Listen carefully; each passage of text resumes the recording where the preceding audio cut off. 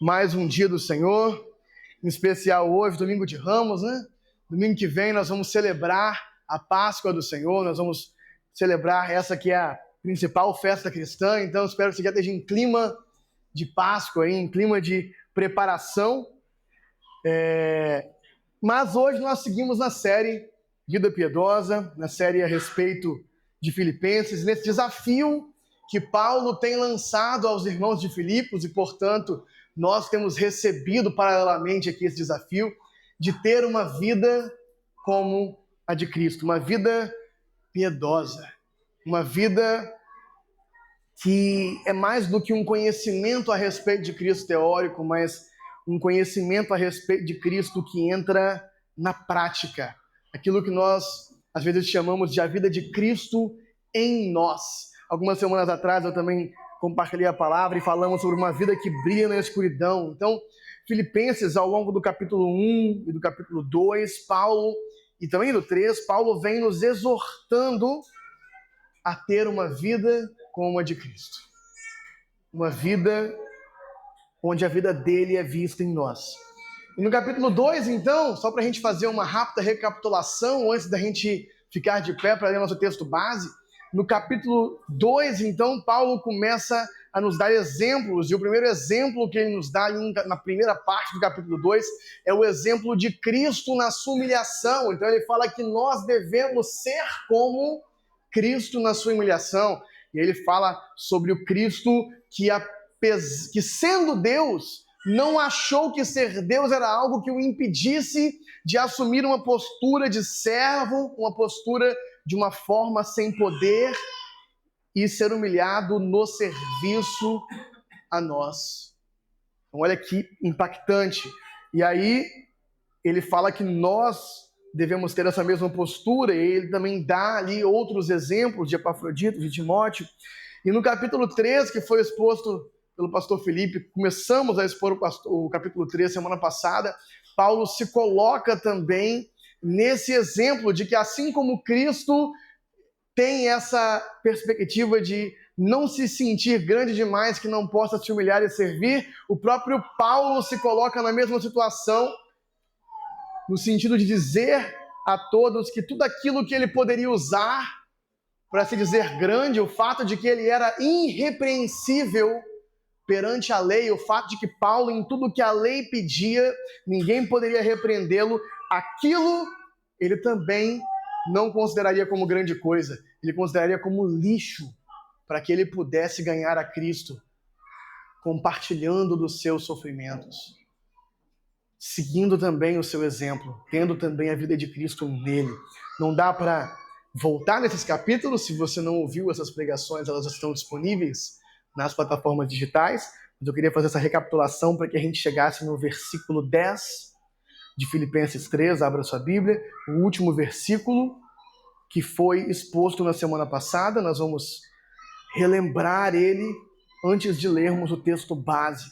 Então tudo isso trouxe Paulo, toda essa consideração a respeito da vida de Cristo, do exemplo de Cristo e da necessidade de seguir no mesmo exemplo, de ter a vida de Cristo crescendo em nós, tudo isso trouxe Paulo a esse ápice poético, e eu acho isso muito lindo, inclusive, esse ápice, bota o versículo 10 aí, 3:10, esse ápice poético que Paulo coloca no versículo 10 aqui,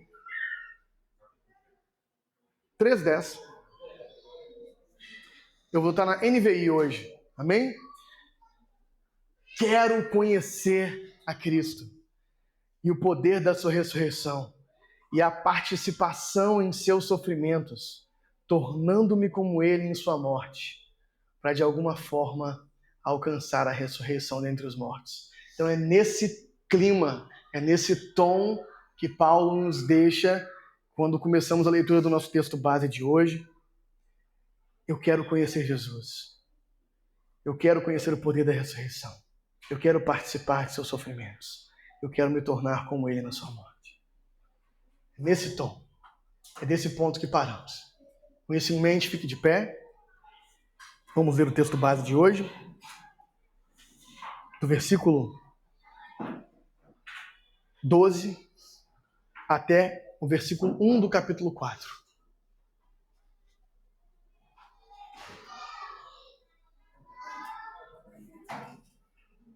Não que eu já tenha obtido tudo isso, ou que eu tenha sido aperfeiçoado, mas eu prossigo para alcançá-lo, pois para isso também fui alcançado por Cristo Jesus.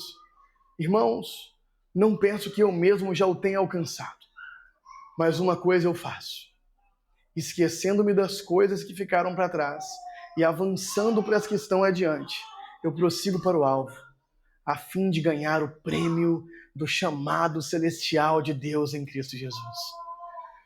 Todos nós que alcançamos a maturidade devemos ver as coisas dessa forma. E se em algum aspecto vocês pensam de modo diferente, isso também Deus lhes esclarecerá. Então somente vivamos de acordo com o que já alcançamos. Irmãos, sigam unidos o meu exemplo e observem os que vivem de acordo com o padrão que lhes apresentamos. Pois como já lhes disse repetidas vezes, e agora repito com lágrimas, há muitos que vivem como inimigos da cruz de Cristo. O destino deles é a perdição. O seu Deus é o estômago. E eles têm orgulho do que é vergonhoso. Só pensam nas coisas terrenas. A nossa cidadania, porém, está nos céus, de onde esperamos ansiosamente o Salvador, o Senhor Jesus Cristo, pelo poder que o capacita a colocar todas as coisas debaixo do seu domínio. Ele transformará os nossos corpos humilhados, tornando-os semelhantes ao seu corpo glorioso. Portanto, meus irmãos, a quem amo e de quem tenho saudade, vocês que são minha alegria e minha coroa, permaneçam assim, firmes no Senhor. Ó amados, vamos orar. Pai Santo, obrigado pela tua palavra. Obrigado pela revelação de Cristo que está contida nela. Obrigado, Pai, porque através daquilo que o Senhor inspirou Paulo a escrever hoje, nessa manhã de domingo, nesse dia do Senhor, nós podemos ser confrontados. Nós podemos ser expostos. E é isso que apenas que nós pedimos, que o Evangelho, que a boa notícia, que a tua palavra nos dispa, tire todas as nossas roupas de falsidade, exponha nossas vergonhas, mas não nos deixe assim, nos transforme. E inicie esse trabalho de transformação no nosso corpo envergonhado, no seu corpo de glória. Jesus, que a sua palavra nos transforme na medida que ela for exposta. E quanto a mim, remova todas as ansiedades, toda a vontade de dizer algo que seja bem recebido. E substitua apenas por fidelidade a tua palavra, em nome de Jesus. Amém. Vamos nos assentar. Meus irmãos, o título dessa pregação é Inimigos da Cruz de Cristo. Paulo até agora estava nos chamando a uma vida como a de Cristo, a uma vida piedosa, amém? Estava claro isso na carta, eu acho que todo mundo pegou isso, ele repetiu isso muitas vezes. Então Paulo até agora estava nos chamando a uma vida como a de Cristo, e agora ele nos coloca na frente de um dilema. E aí? Vai receber esse chamado? Ou será que você é um inimigo da cruz de Cristo? Então a gente precisa receber esse dilema. Esse é o desafio proposto por Paulo. Paulo está propondo em toda a carta que nós rumemos à perfeição. É pesado isso. Paulo está chamando todos os cristãos a ter uma vida perfeita como a de Cristo. E é pesado, a gente não consegue. Mas esse é o chamado, é isso que está sendo posto à nossa frente. Viva como ele, tenha o mesmo sentimento que ele teve. Eu estou imitando, o Timóteo está imitando. Vocês devem imitar, vocês devem seguir esse exemplo, vocês devem seguir em frente. Já falamos aqui que isso é sobrenatural, isso é a vida de Cristo crescendo em nós. Ao mesmo tempo, não podemos nunca desistir desse chamado, dessa proposta que está à nossa frente. E Paulo, como quem já antecipa uma objeção, como quem sabe que o seu interlocutor poderia falar com ele, mas Paulo, você não é perfeito, o que você está falando? Por que você está se colocando de exemplo aí? Você não é perfeito. Ele começa então o texto que lemos hoje dizendo, não que eu já tenha obtido ou tenha sido aperfeiçoado,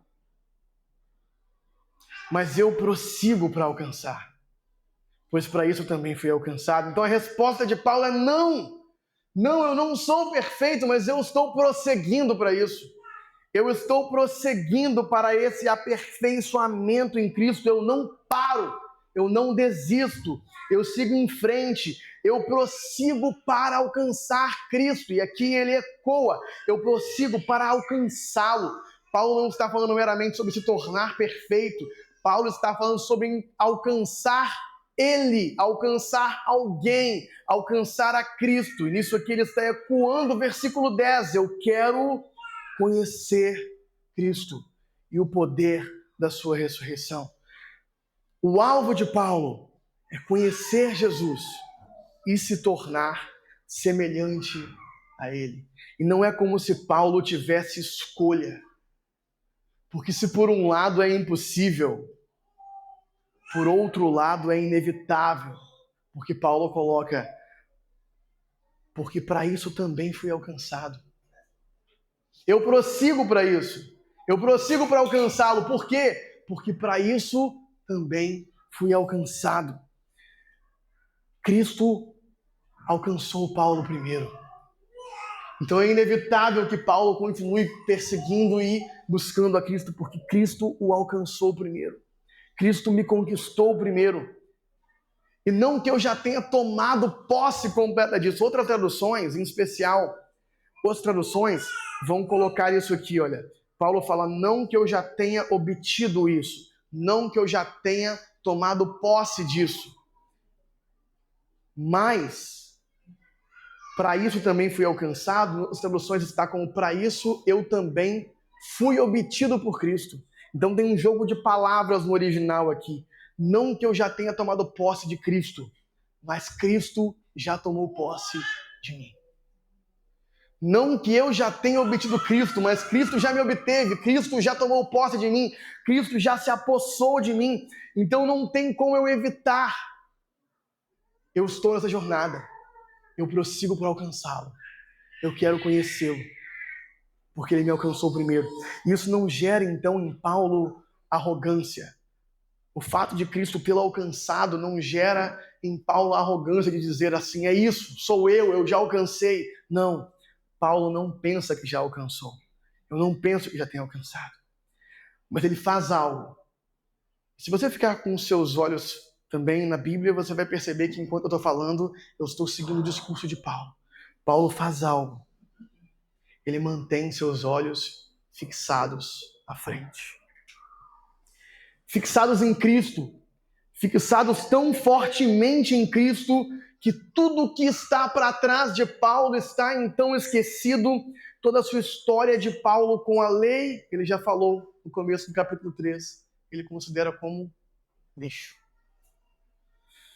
Toda a sua história de Paulo com o farisaísmo, com o judaísmo, tudo aquilo é esterco para ele, não é nada. Os olhos estão fixados à frente, ele não consegue olhar para trás. Os olhos estão fixados em Cristo, ele não consegue olhar para trás. Toda a pretensa justiça da antiga aliança, a justiça de seguir a lei que não pode de fato aperfeiçoar, como falamos semana passada, toda a noção de que Paulo poderia ser fiel a Deus de outra forma que não em Cristo, tudo isso está para trás. Os olhos de Paulo estão fixados em Cristo. Também talvez todos os deslizes e defeitos que até aqui impedem Paulo e nós de seguirmos no caminho.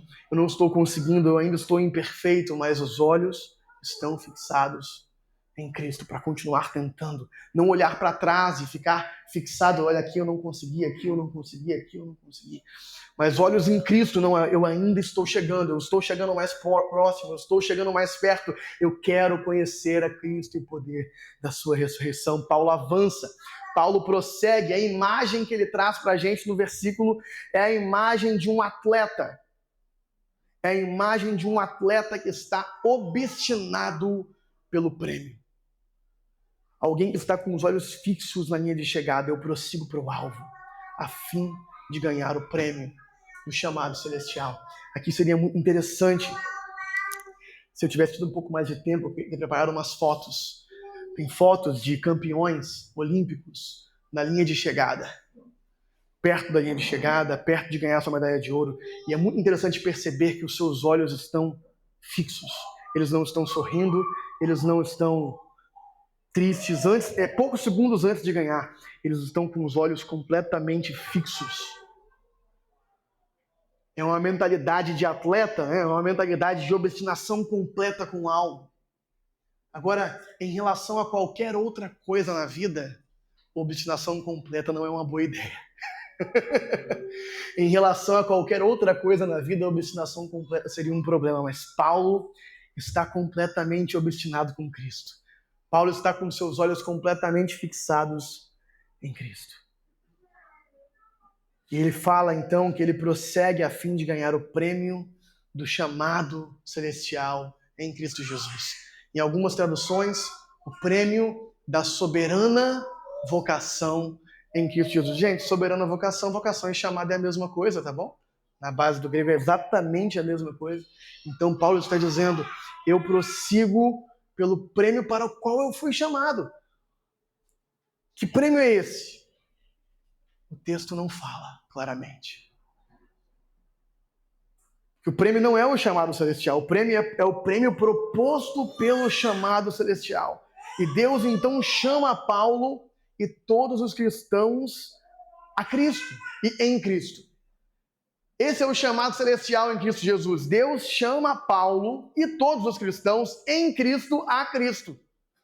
Amém? Através de Cristo, para se tornar como Cristo, para ser um com Cristo.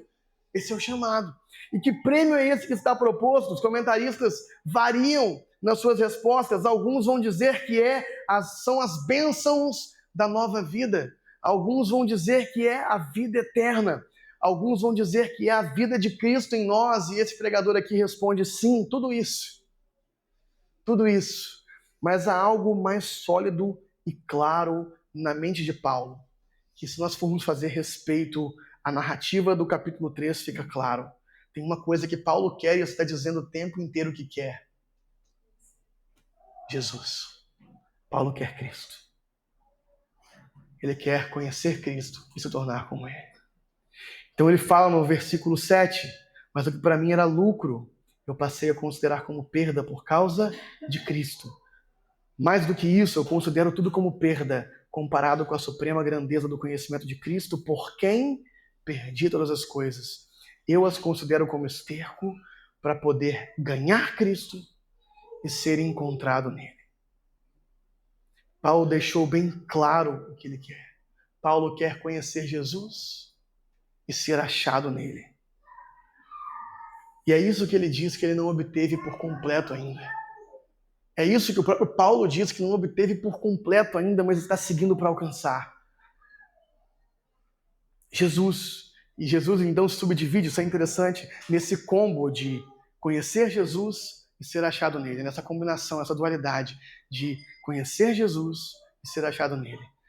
Porque conhecer Jesus cada vez mais profundamente, cada vez mais especificamente, cada vez mais relacionalmente, não somente intelectualmente, mas relacionalmente, como eu conheço uma pessoa e não como eu conheço as informações a respeito de uma pessoa.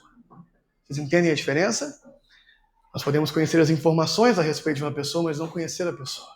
Eu posso ler da biografia do Wesley, de como ele fundou a maçonaria e tal, mas eu posso não conhecê-lo.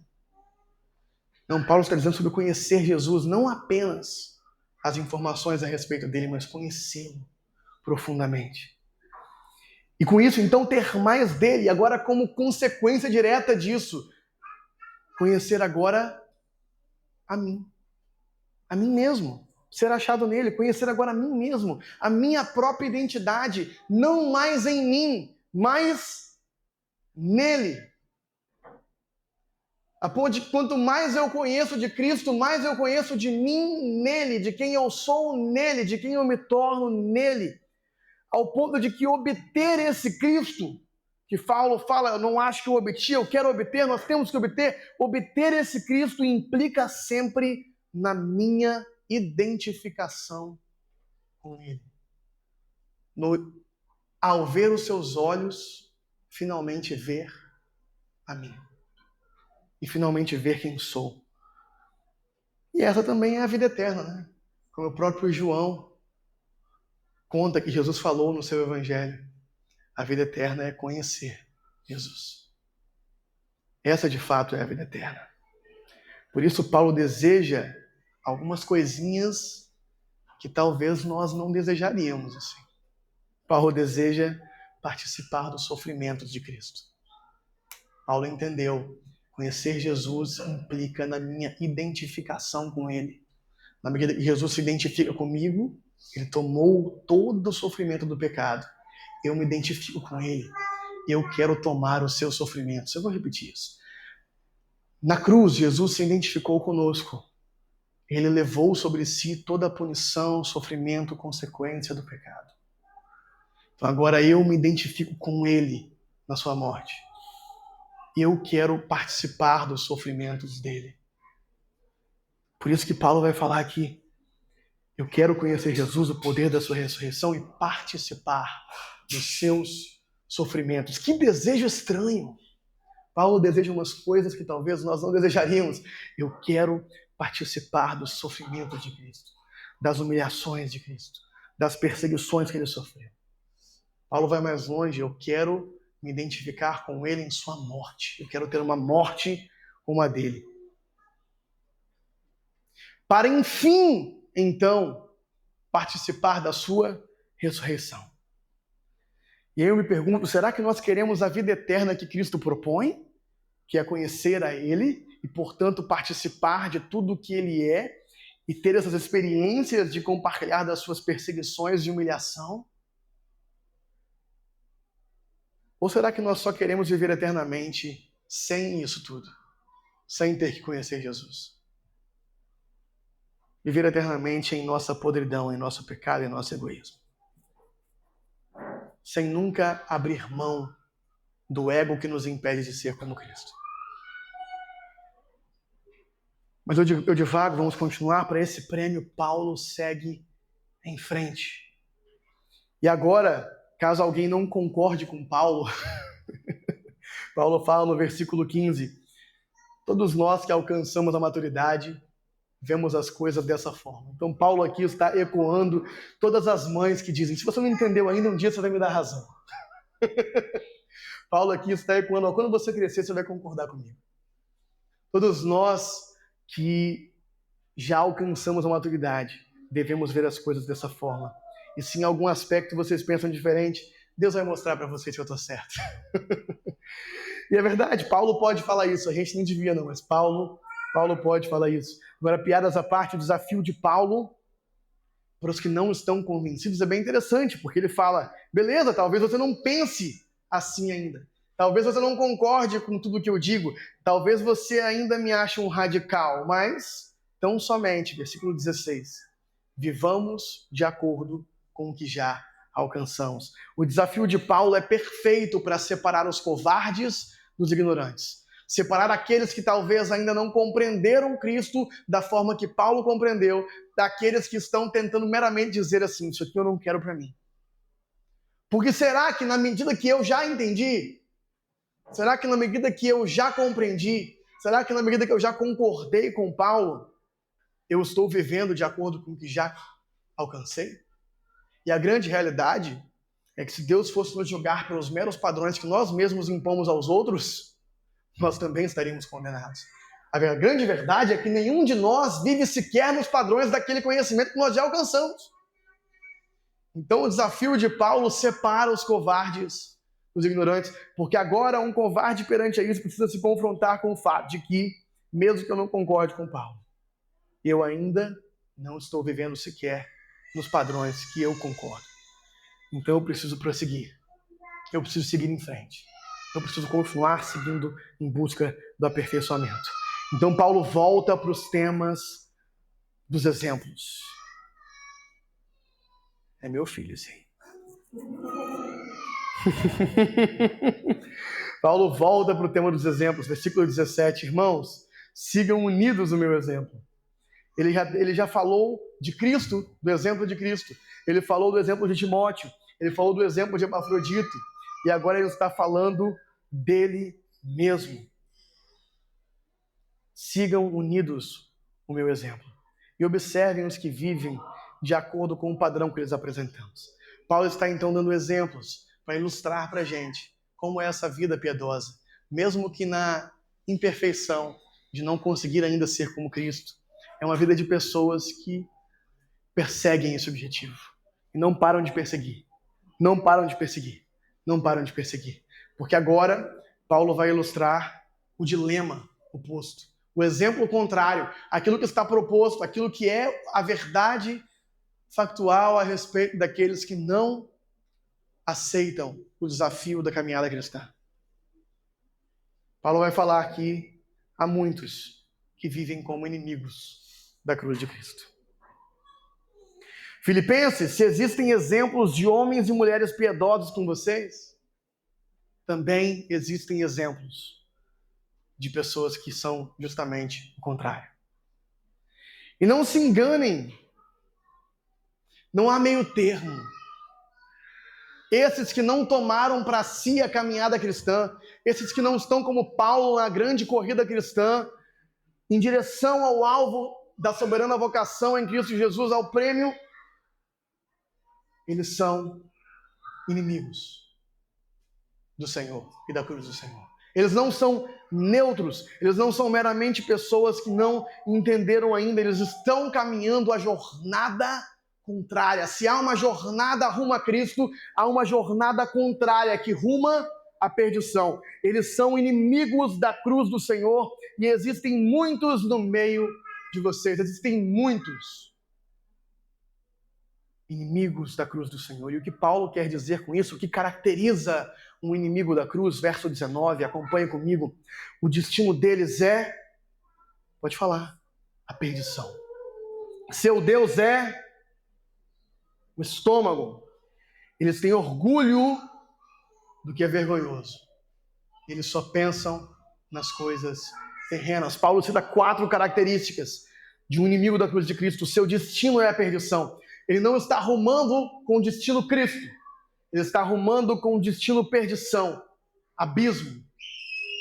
Isso é importante para que nós compreendamos que se nós não estamos rumando em direção a Cristo, não há outro caminho. Estamos rumando ao abismo, à perdição. Se há aqueles que estão numa jornada rumo a Cristo, há aqueles que estão numa jornada rumo à perdição. E quais são as suas características?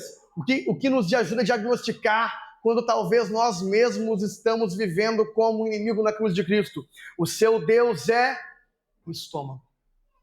São pessoas dominadas por seus apetites.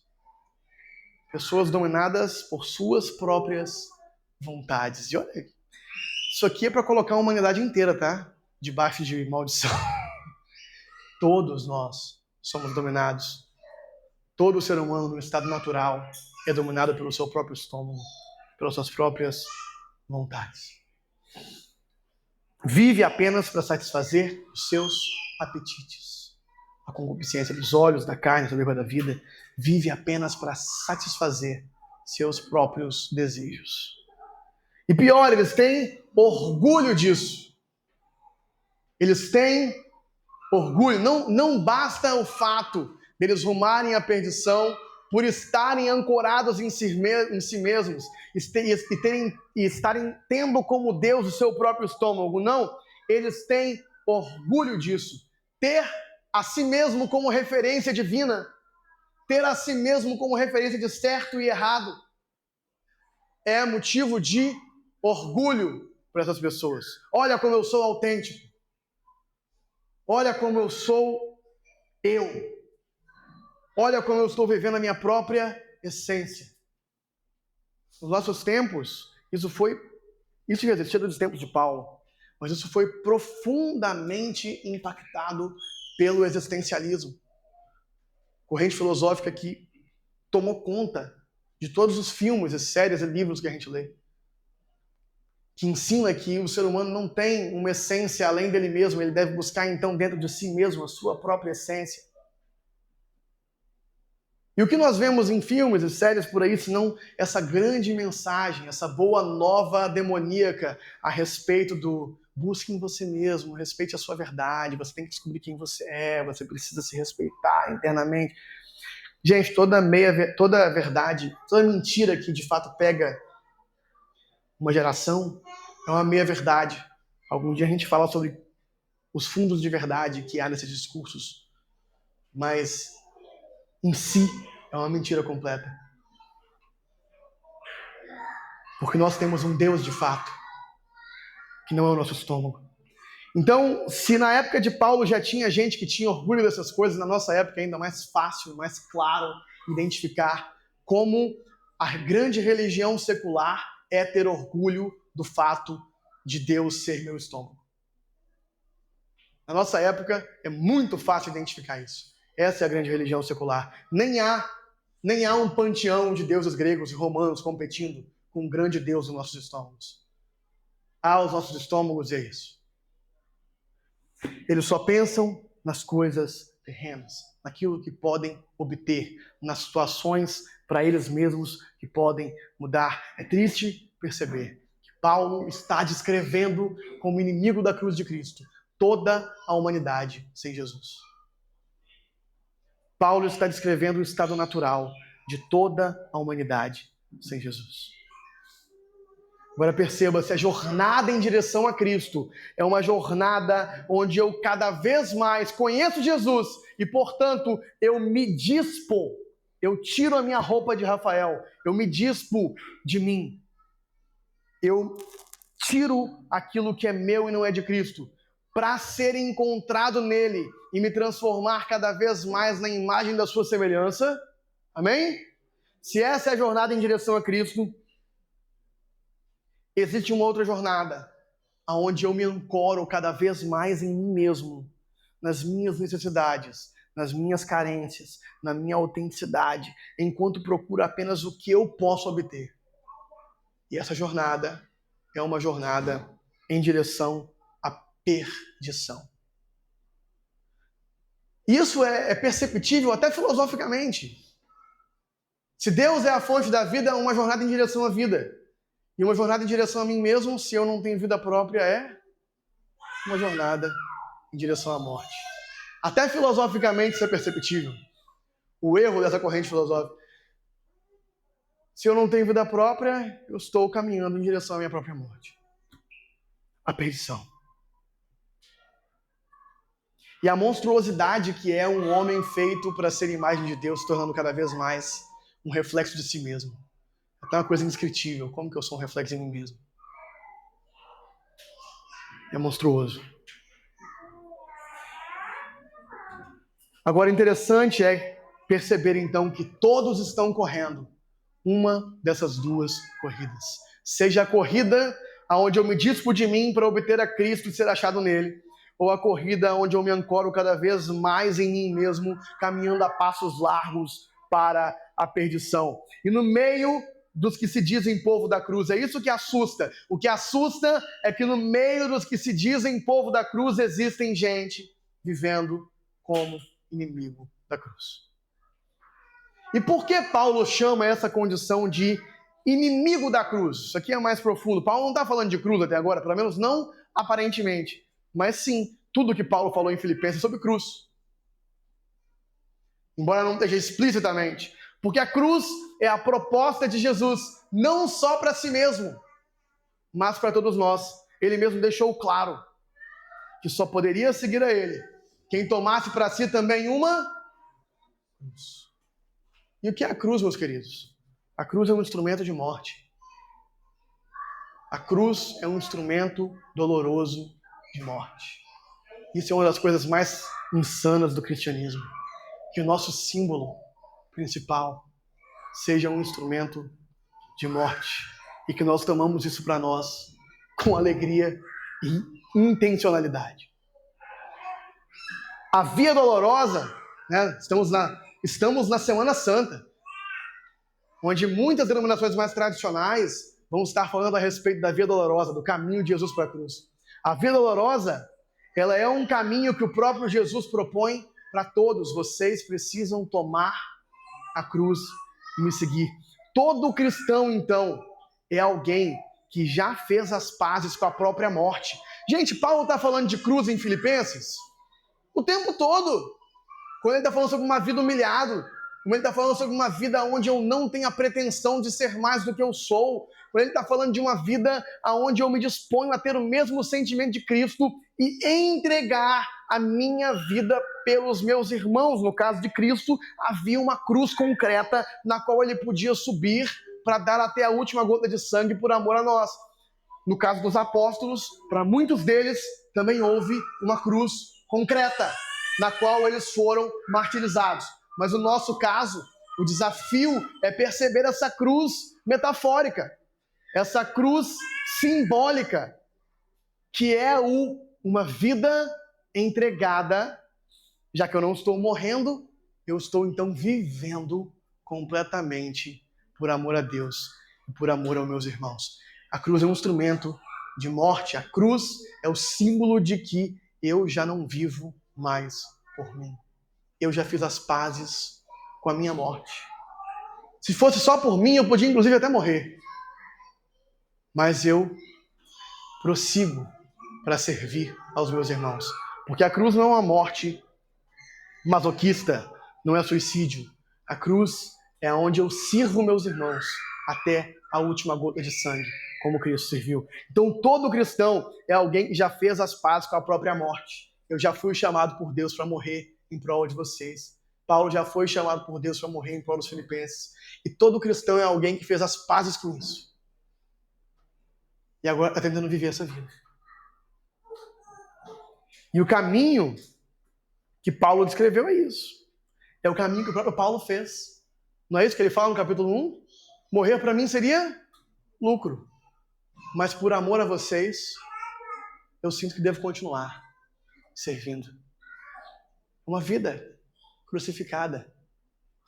É o caminho que Paulo fez em abrir mão de todos os benefícios da sua condição de irrepreensível perante a lei, fariseu, membro do Sinédrio, e viver uma vida de pobreza. Vocês fazem ideia de que Paulo provavelmente podia ser rico e viveu literalmente pobre? E a gente fala de pobreza hoje em dia. Pobreza hoje em dia é riqueza perto da que era pobreza naquela época. Condições subhumanas para a gente hoje. E Paulo assumiu aquilo por amor à cruz de Cristo. A cruz proposta por Cristo, então, simboliza a morte do eu no serviço a todos. O Leandro Vieira, nosso pastor e amigo, propõe uma excelente analogia que eu não posso deixar de citar. O que é a cruz, gente? A cruz é a causa da morte de Cristo. Né? Cristo morreu de quê? Cristo morreu de cruz. Cruz é causa de morte. E ela também deve ser a causa da nossa morte. Todo filho de Deus morre da mesma causa de morte. Todo filho de Deus deve morrer de cruz. Todo filho de Deus morrerá, dando até a última gota de sangue por amor a seus irmãos. Seja martirizado, porque ainda tem quem morre martirizado hoje, ou vivo, doando toda a energia, todo o tempo, todo o dinheiro aos propósitos de Deus e do seu reino. Vivendo uma vida não mais para o próprio estômago, mas amando a Deus no próximo. Mas há uma ideia satânica de salvação no nosso meio, que é a ideia de que Cristo morreu para nos salvar e acabou aí. E agora nós estamos salvos da ira. Mas e aí? A carta de Filipenses deixa claro, meus queridos, que a fé que acredita para nós a justiça de Cristo, a fé que nos salva, a fé que acredita para nós a justiça de Cristo, talvez os irmãos não perceberam, então eu vou deixar mais claro. Eu estou citando o versículo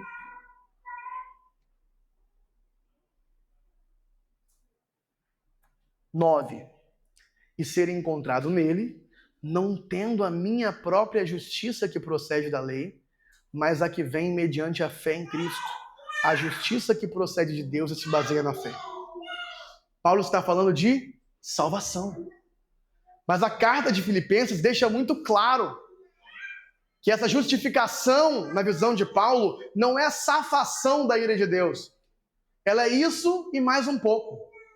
Porque a fé que acredita para nós a justiça de Cristo, ela também, de acordo com Paulo, é a fé que consiste na nossa identificação com Ele em seu sofrimento. Porque na teologia da salvação de Paulo, ele fala em outro lugar: se com ele morremos, com ele também ressuscitamos.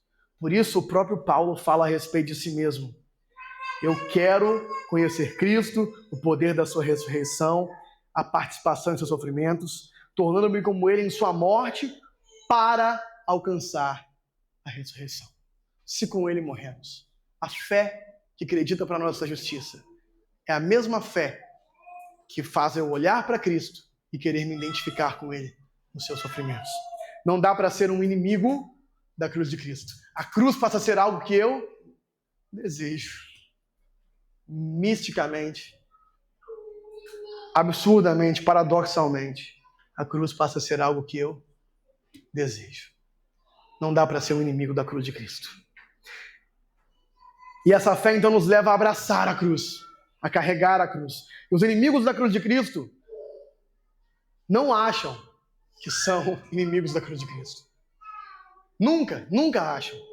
Os inimigos da cruz de Cristo, eles amam a cruz de Cristo, desde que ela safe eles da ira. Eles só não querem ter que pegar a cruz deles. Os inimigos da cruz de Cristo são aqueles que, tendo noção da história de Cristo, recebem, mas não querem se identificar com ela. Recebem, mas não querem a cruz deles. Então a cruz é algo que para Cristo está tudo bem, mas para eles bem longe. Bem longe. São aqueles que, ao ouvir essa mensagem, têm nojo. Porque o Deus que mora nos seus estômagos faz vomitar essa mensagem. Ele quer continuar comandando. Então ele tem as pessoas que são inimigos da cruz de Cristo, ao ouvir essa mensagem: isso para mim não, isso é exagero.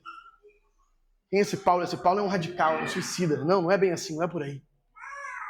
Paulo deve ser um masoquista para querer sofrimento. Porque não enxergam a beleza do sofrimento com um propósito de amor exposto em Cristo. Logo, em poucos segundos após a pregação de uma mensagem como essa, os inimigos da cruz de Cristo irão se distrair, porque eles têm olhos fechados, eles só pensam nas coisas terrenas. Eles só pensam nas coisas terrenas. Curiosamente, fique tranquilo. Fique tranquilo. Você está com alguma suspeita aí. Os inimigos da cruz de Cristo nunca suspeitam que eles sejam de fato inimigos da cruz de Cristo. Eles só pensam nas coisas terrenas. Eles não estão nem pensando nessas coisas. Tamanha a sua cegueira. Tamanho os seus olhos fechados. O chamado de Paulo aos filipenses e a nós é não sermos como eles. Então Paulo nos coloca nesse dilema. É sermos como Jesus, é permanecermos firmes no Senhor. Então ele continua no versículo 20, e nós nos aproximamos do fim dessa pregação. A nossa cidadania, porém, está nos céus, de onde esperamos ansiosamente o Salvador, o Senhor Jesus Cristo, pelo poder que o capacita a colocar todas as coisas debaixo do seu domínio. Ele transformará nossos corpos humilhados, tornando-os semelhantes ao seu corpo glorioso. Então Paulo agora está contrastando. Ele falou, ele volta para o contraste, ele volta a falar de uma vida piedosa, ele volta a falar da vida que ele espera que nós, os salvos, os servos de Cristo, tenhamos. Cidadãos dos céus. É isso que Paulo tem a dizer a nosso respeito. E não, esse não é um versículo a respeito de escapar da terra, a respeito de sair daqui e ir para o céu. Não, o versículo não é sobre isso, é um versículo para contrastar duas mentalidades. A mentalidade do inimigo da cruz de Cristo, da mentalidade do cidadão do céu.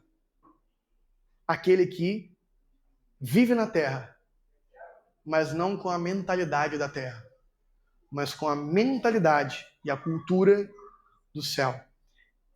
Por que Paulo traz essa imagem? Paulo está trazendo uma imagem comum ao cotidiano dos filipenses. Os filipenses são uma colônia de Roma. Vivem no meio dos filipenses várias pessoas que, embora vivem em Filipos, não são cidadãos de Filipos. São cidadãos de outra cidade chamada Roma. Há, no meio dos filipenses, cidadãos romanos. E pessoas que têm orgulho de assim ser. E assim como os gregos cultivavam sua cultura, os romanos também, nas suas colônias, queriam estabelecer as suas culturas. Não precisa ir muito longe, os portugueses fizeram isso com a gente. Nós somos uma colônia portuguesa, os portugueses vieram para cá, não para ser brasileiros, mas para estabelecer, a partir de sua cidadania portuguesa, a cultura europeia em nosso meio. Pro bem e pro mal, não vamos entrar nisso, tem coisas boas, tem coisas ruins, pro bem e pro mal. Não vamos falar sobre colonialismo hoje, amém? Poderíamos, mas não vamos. Paulo está dizendo que da mesma forma o céu está num processo de dominação com a terra.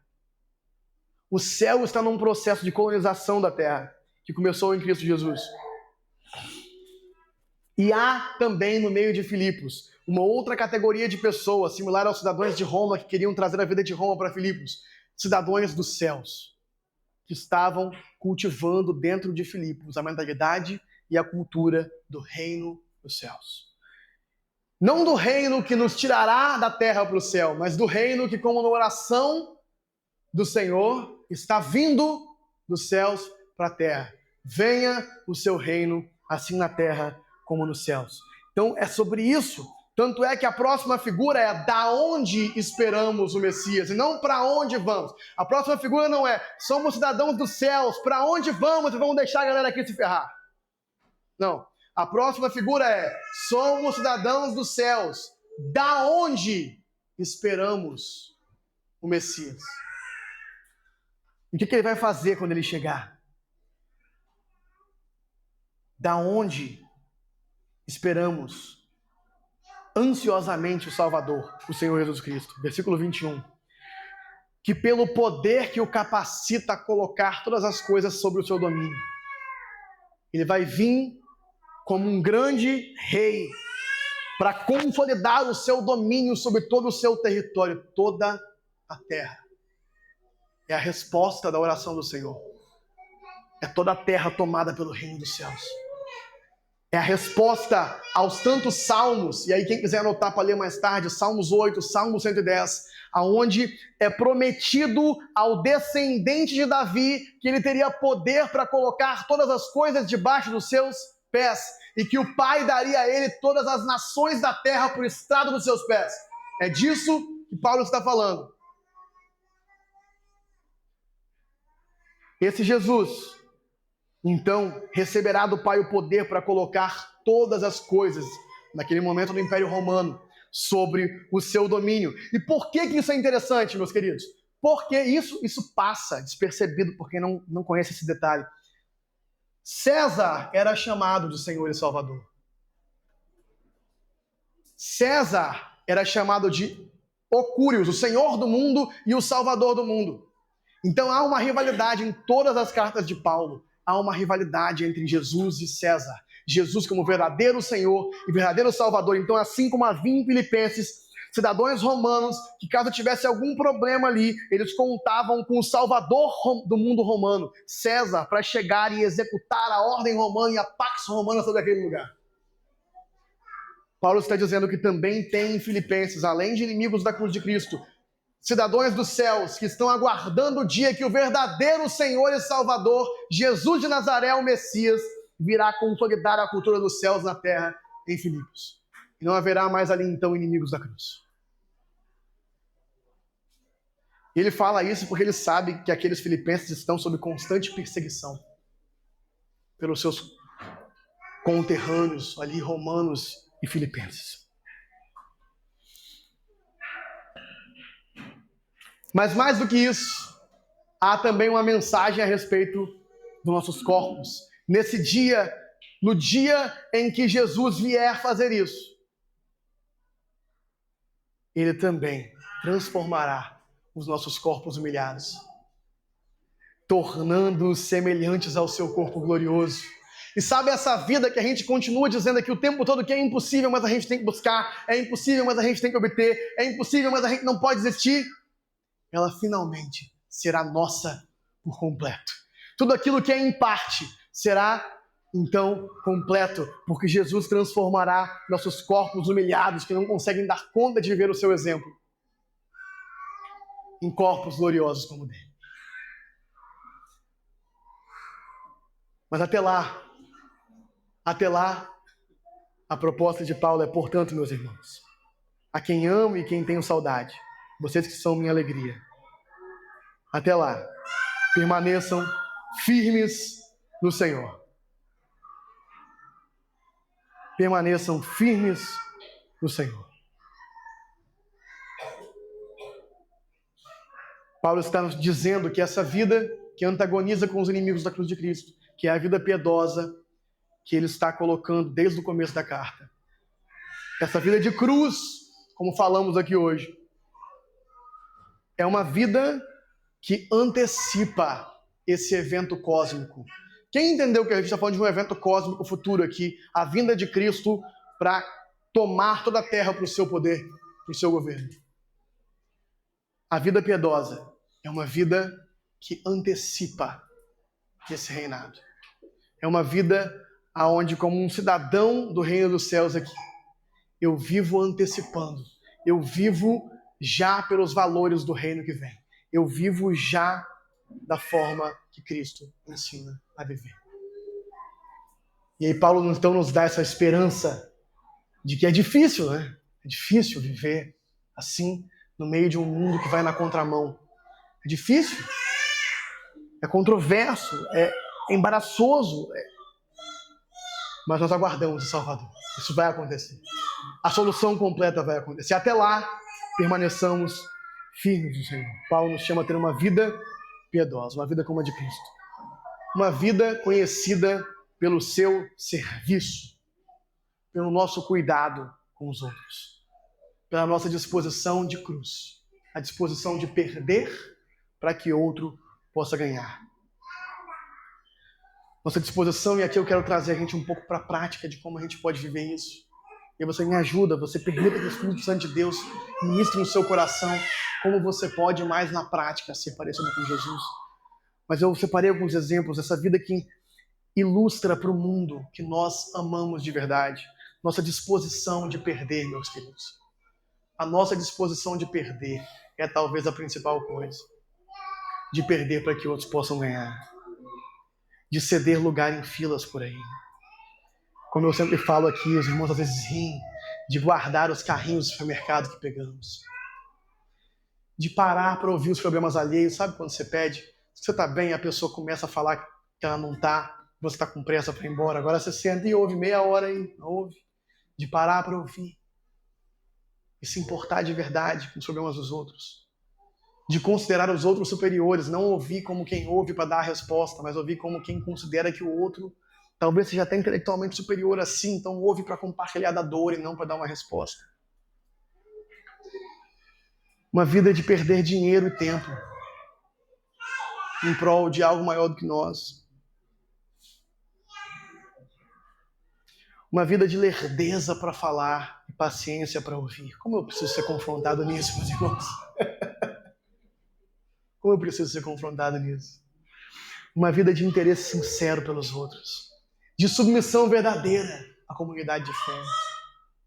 Submissão verdadeira, porque vai haver momentos que essa comunidade vai chegar na vida de cada um de nós aqui e vai falar: olha isso aqui. Nessa área, você está vivendo como inimigo da cruz. E a gente precisa ouvir e submeter. Uma vida de constância no anúncio da vitória do Senhor. A gente prega o evangelho todo dia. Uma vida que nos casamentos nos transforma em maridos que ouvem nossas esposas quando elas têm 10 críticas a nosso respeito. E esposas que ouvem os maridos nas críticas, nas defesas também dos defeitos que vocês vão criticar. De parar no trabalho, de parar de roubar nossos empregadores no Instagram, no TikTok, no tempo que a gente perde se distraindo. De assumir uma postura de serviço no trabalho, nos menores detalhes. No fazer um café que você não é pago para fazer. No dar um bom dia diferente. no assumir o trabalho de uma outra pessoa que está com dificuldade de fazer. De colaborar na escola, né, no sistema pré-vestibular, isso é muito interessante. Não se preocupar somente com a sua própria aprovação, mas se preocupar de verdade com o ensino dos colegas. E como eu posso colaborar com aquilo, como eu posso parar e dar um passo para trás para alguém que ficou para trás não ficar para trás. Tantas oportunidades, meus queridos. Tantas oportunidades de mostrarmos Cristo em cada um dos pequenos momentos. Também para a escola, porque temos aqui secundaristas, pessoas do ensino médio entre nós, de fazer da vida dos professores uma vida mais fácil, não mais difícil. Com educação, com submissão, com facilidade para responder.